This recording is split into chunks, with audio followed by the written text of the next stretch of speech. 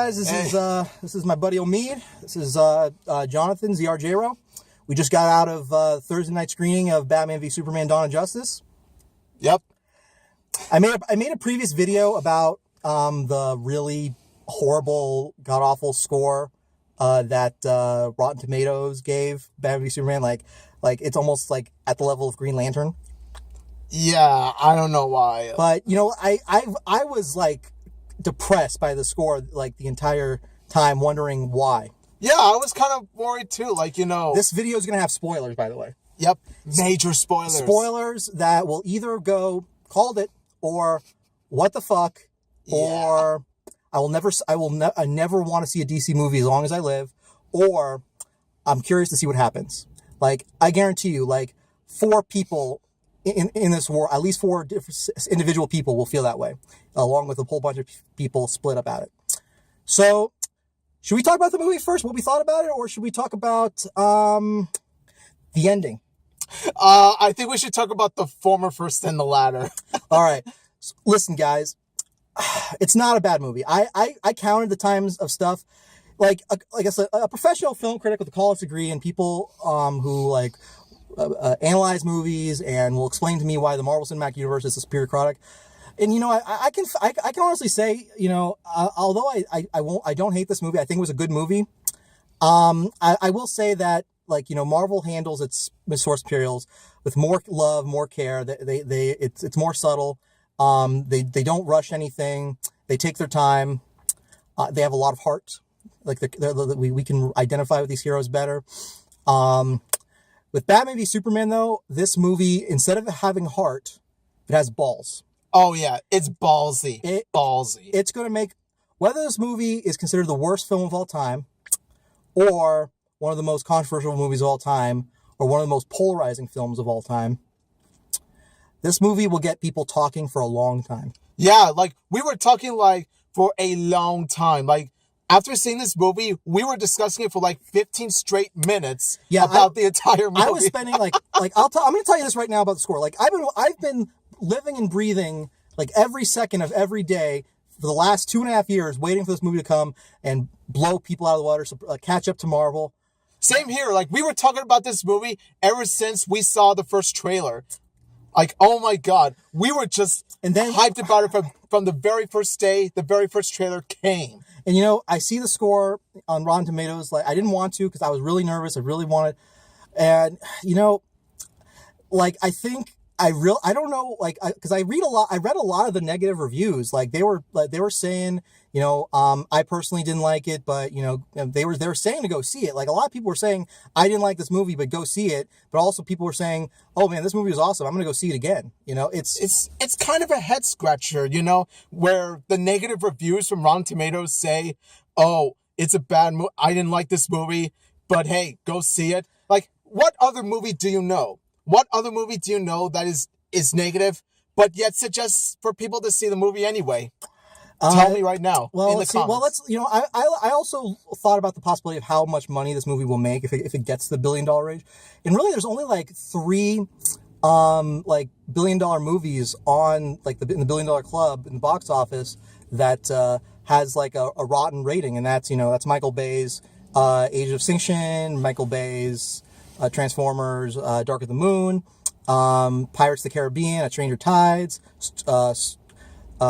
Star Wars Episode 1. I actually was comparing, like, I was telling myself, maybe this will be like this documentary I saw called The People vs. George Lucas, where they document the upcoming release of Episode 1 and, like, how people saw it and, like, they were trying to deny themselves. I want to see it, but, you know, nothing. Well, here's the thing about Episode 1.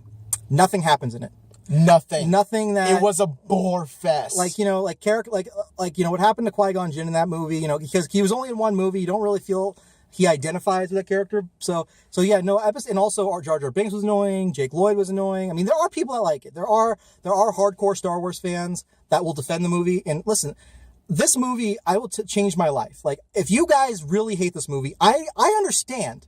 Like, if you feel this is the worst superhero movie ever made, if not the worst movie ever made, period. Worst Batman and Robin. Worst thing. I mean, yeah. I mean, like, I guess you could say, like, you know, you could throw Batman and Robin in people's face, but this has a lower score than Batman Forever. So, you know, Rotten Tomatoes logic, this is not as good as Batman Forever. So, I don't know, dude. I do think it is a major nitpick for critics that what happens at the end. Like I swear to God, it is the biggest thing.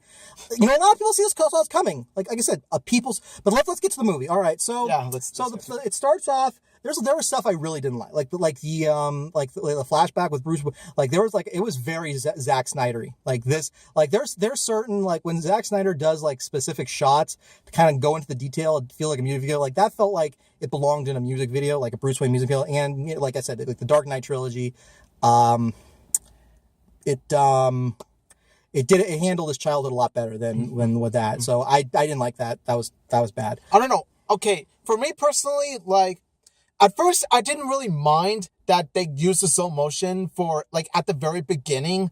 Like, well, but the thing is that, you know, I did kind of mind that he overused it like after that moment. Like, okay, let's take an example. Okay, there's a scene where Bruce Wayne walks with flowers like to like, you know, to the grave. You know, he's walking. He's using slow motion at that, and it's like I felt it was unnecessary for that. Like really, did we need slow motion for this? I mean, we know he's walking there, and you know, since there's no tension to be had in that scene, you know, why is slow motion even there? Like, so yeah, I felt at the beginning so much of a beginning was necessary, but for other stuff like after the beginning, not so much. You know, I will say this about Bruce Wayne. I was actually like for the first 5-10 minutes, I was unconvinced with his Bruce Wayne, especially when he was narrating. His acting was kind of a little off, but throughout the movie, he kind of like transitioned to the role pretty well. I felt like I like the same thing happened with Gone Girl for me. Like initially, Ben Affleck, I guess, is kind of like an actor like where if you don't like him, you know, it's either he's hit and miss. Like if you were to like see a movie with him, sometimes he'll get lost in the role. You know, you'll like Pearl Harbor. He totally got lost. Like Chasing, like one of my favorite movie of all time is Chasing Amy. He totally nailed that film. And one of my favorite movies of all time is Argo. I felt it was Ben Affleck in his best. Yeah, and that's one thing I didn't like. A lot of this movie felt like Argo. A lot of the death scenes, a lot of like Chris Terrio, who wrote Argo, also wrote this movie, so it makes sense. So pretty much, like he nails it in Argo and Chasing Amy, like you said, but he could sometimes be pretty bad, like in Pearl Harbor, like I said. I'm just saying, Chris Terrio, he could have either like saved DC movies or destroyed them forever. What he just did, it just really depends on which side of the audience is. Like audiences and critics are split. Audiences, like there's like 25% of audiences that really hated what happened, or maybe it's like 50-50 audiences and like 25-75% critics. So this movie's all over the place, and like because of the negative feelings, like you feel hurt. Like I remember like hearing stories about how people were deeply affected by the death of Superman arc in 1993 or 1992, and people like were angry. Oh yeah, so we'll get to that spoiler. Okay. Let's talk about. Let's not build it up because we're not going to be Hitchcock here. Let's talk about what we liked first and what we disliked. All right, we'll get to the ending, but let's just talk about the spoiler because I want to like get it out of the way instead of like doing a Hitchcock thing and like getting people angry. So should we tell them the spoiler? Sure, go on ahead. All right, 3. Spoiler alert. 2. Yeah. Superman's dead.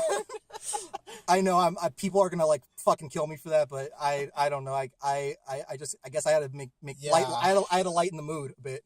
I got a lot of stuff to say.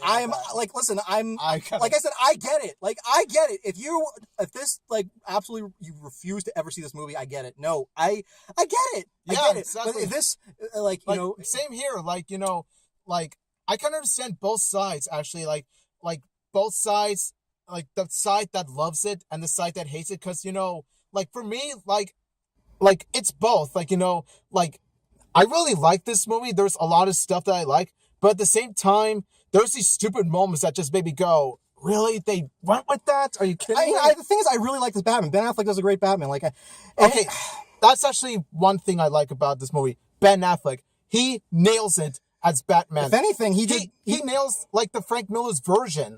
Like he's ruthless. Like he has his own, you know, he has his own morals.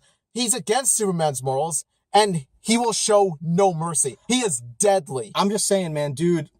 And he does not have that voice like this, like Like Christian Bale. No, he has a voice modulator, which is awesome. Thank you. Thank you for that. When they first did the teaser trailer for this movie, I was like, is that just in the robot suit? And it's kind of weird. Like, there's not too much Batman, but there's also like they actually do kind of balance it out. People are going to worry like, oh no, they're rushing the Justice League. To a point, they are. There was, like I said, there like the scenes like that do reference the Justice League. They do feel shoehorned in. But yeah, at the same time, I don't